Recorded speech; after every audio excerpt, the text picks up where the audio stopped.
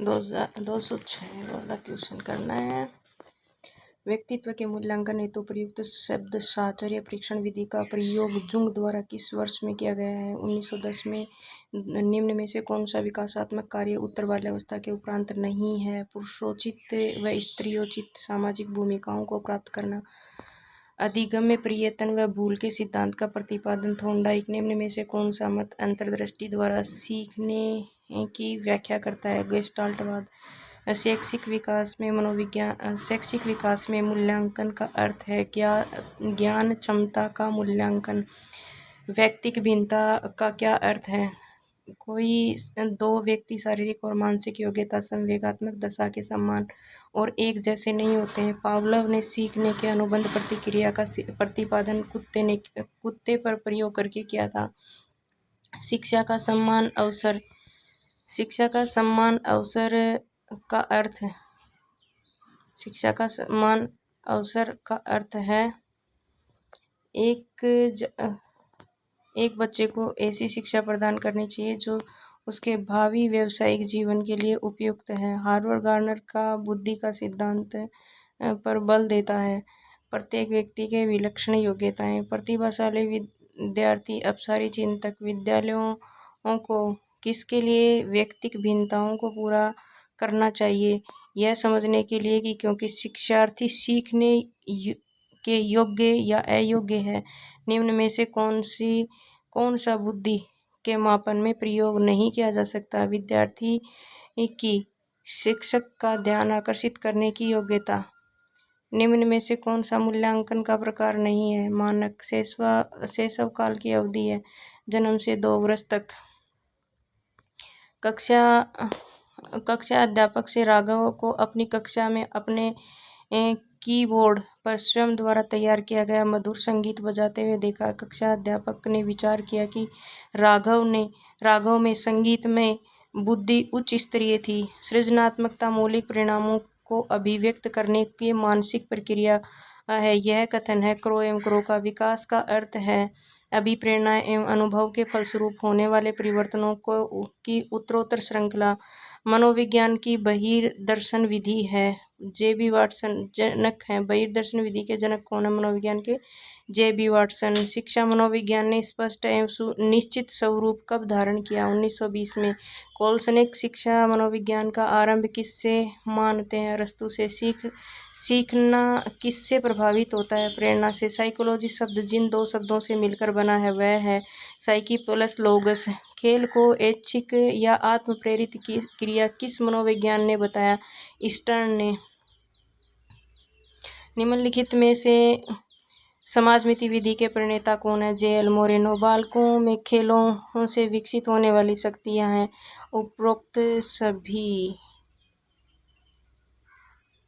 Maria Montessori पद्धति में शिक्षा किस माध्यम से होती है?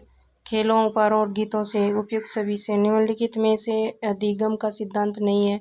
डॉपलर सूज का सिद्धांत। वह प्रथम अमेरिकी मनोवैज्ञानिक जिसने पशुओं पर सर्वप्रथम प्रयोग किया। थॉर्नडाइक ने बिल्ली पर किया था। पावलोव ने कुत्ते पर किया था। कोलर ने बंदर पर किया था और बागले ने शायद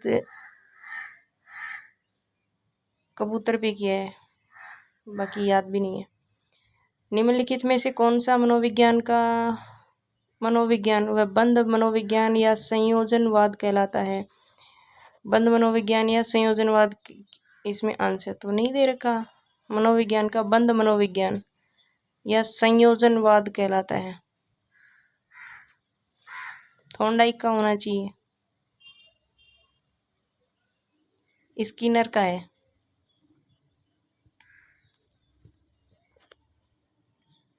थॉर्नडाइक का नहीं, स्किनर का है।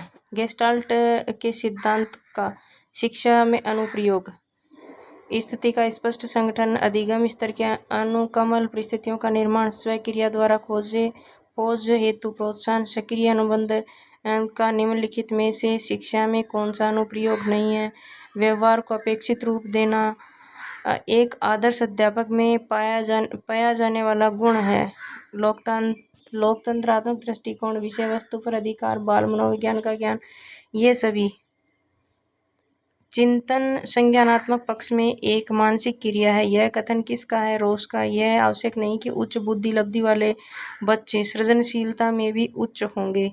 अहम निर्देशित होता है वास्तविकता सिद्धांत द्वारा। मनोवैज्ञानिकों के अनुसार निम्नलिखित में से किस विधि द्वारा मूल प्रवृत्तियों में परिवर्तन लाया जा सकता है? मार्गांतरीकरण। खिलौनों की आयु कहा जाता है? पूर्व बाल्यावस्था को। निम्नलिखित में से कौन सा एक माध्यमिक विद्यालय की कक्ष में शिक्षक की भूमिका का सर्वोत्तम उचित वर्णन करता है? चर्चाओं के अवसर उपलब्ध कराना। बच्चों के अधिगम को सुगम बनाने के लिए अध्यापकों को एक अच्छे कक्षाई परिवेश का सृजन करने की आवश्यकता है। इस प्रकार के अधिगम परिवेश बनाने के लिए दिए गए कथनों में से कौन सा कथन सत्य नहीं है? शिक्षकों के अनुसार कार्य करना। छात्र स्वाभाविक रूप से प्रेरित होते हैं। छात्र स्वाभाविक रूप से प्रेरित होते हैं।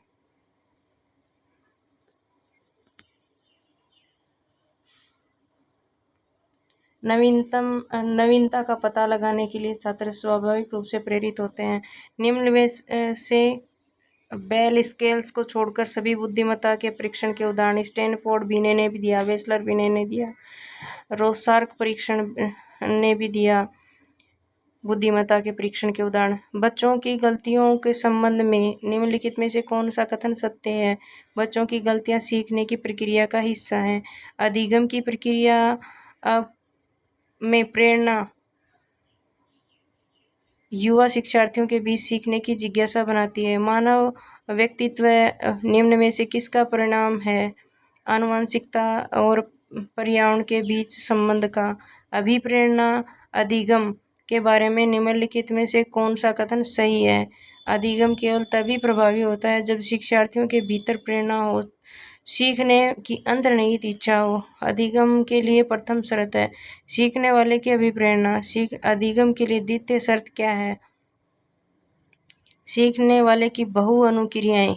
अधिगम के लिए तृतीय शर्त क्या है? सीखने वाले को पुनर्बलन। अधिगम के लिए चतुर्थ शर्त क्या है? सीखने वाले का अभ्यास। अधिगम अपेक्षाकृत व्यवहार में स्थायी परिवर्तन जो अभ्यास अथवा अनुभव के परिणाम स्वरूप होता है। यह परिभाषा किस वैज्ञानिक ने दी? मॉर्डन ने। अनुभव एवं परीक्षण द्वारा व्यवहार में संशोधन ही अधिगम है। यह परिभाषा किस वैज्ञानिक ने दी? गेट्स ने। अधिगम आदतों, ज्ञान और अभिव्यक्तियों का अर्जन है। यह परिभाषा किस वैज्ञानिक ने दी? क्रो ने। व्यवहार के कारण व्यवहार परिवर्तन अधिगम है। यह परिभाषा किस वैज्ञानिक ने दी? गिल्सफोर्ड ने। पूर्व निर्मित व्यवहार में अनुभव द्वारा परिवर्तन ही अधिगम है। यह परिभाषा किस वैज्ञानिक ने दी? कॉल्विन ने। अधिगम व्यक्ति में एक परिवर्तन है जो उसके वातावरण के परिवर्तनों के अनुसरण में होता है। यह परिभाषा किस वैज्ञानिक ने दी? पील ने। निम्नलिखित में से मनोवैज्ञानिक का सिद्धांत सुव्यवस्थित व्यवहार का सिद्धांत के नाम से जाना जाता है? हेल का। चेतन, अचेतन व अचेतन किसके अंग है? चेतना के। निम्नलिखित में से कौन सी पूर्व बाल्यावस्था की विशेषता नहीं है? खेलने की अवस्था। व्यक्तित्व का पहला प्रकारात्मक वर्गीकरण प्रस्तुत किया है? हिप्पोक्रेट्स ने। शूज द्वारा सीखने के सिद्धांत का प्रतिपादन किया है? कोलर ने। यदि एक बच्चा 16 से को 61 लिखता है और 6 और डी के मध्य अंतर नहीं कर पाता है तो यह सीखने अक्षम है। व्यवहार में होने वाले स्थायी परिवर्तन जो अभ्यास के कारण होते हैं को कहा जाता है सीखना। घनिष्ठ मित्रता की प्रवृत्ति पाई जाती है किशोरावस्था में। चिंतन अनिवार्य रूप से एक संज्ञानात्मक गतिविधि है। इनमें से कौन सा बाल विकास का सिद्धांत है? विकास परिपक्वन तथा अनुभवन के बीच अनन्य क्रिया की वजह से घटित होता है। जो बुद्धि सिद्धांत से सम्मिलित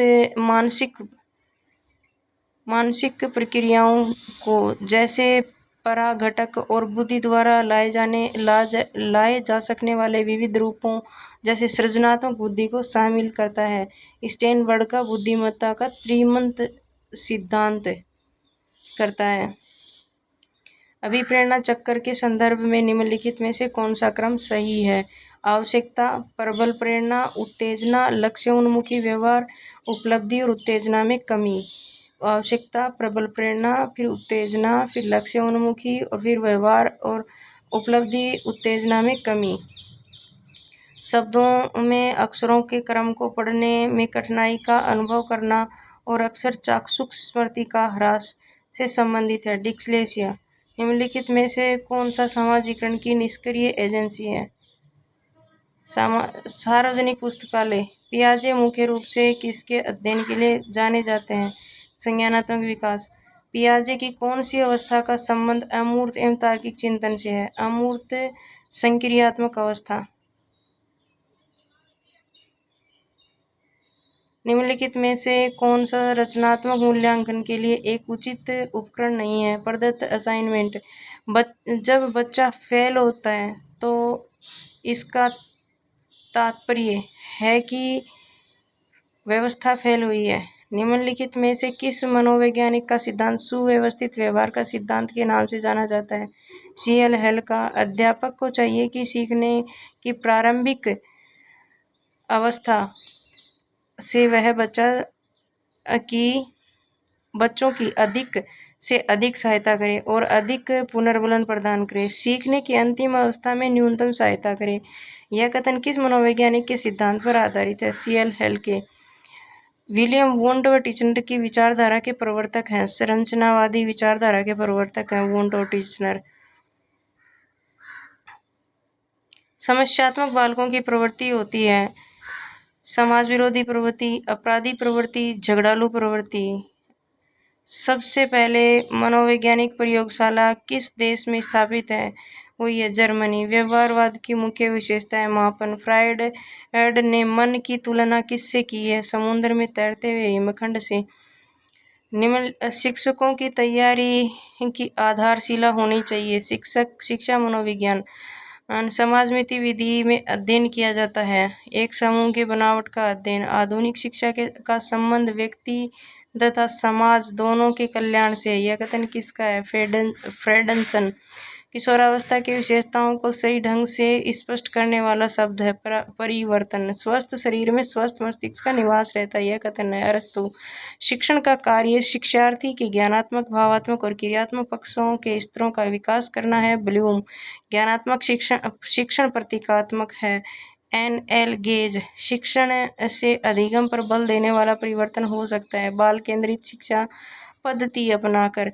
पुनर्बलन का सिद्धांत विधिक सिद्धांत किससे संबंधित है? C.L. हेल से। अंतर्दर्शन विधि दूसरी विधियों से अपेक्षाकृत